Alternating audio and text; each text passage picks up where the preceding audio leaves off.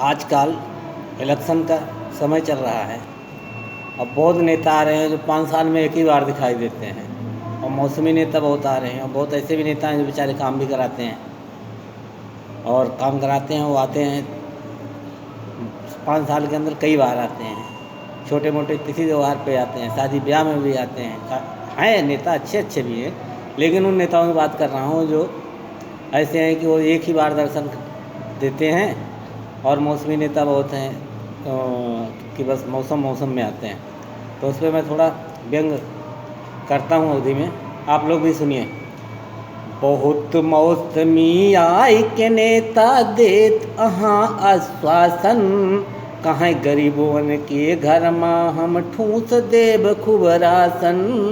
कहाँ गरीबों के घर माँ हम ठूस देव खूब राशन। सच कै डोर सही से खींचब सही से करबै शासन।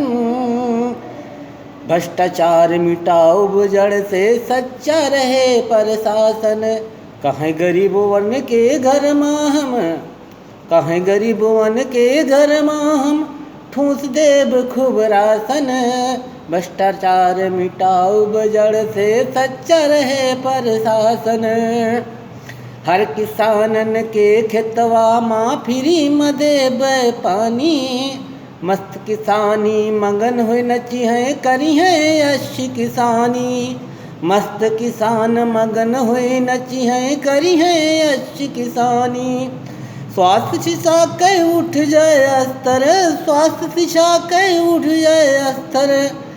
छाए नहीं कुशासन।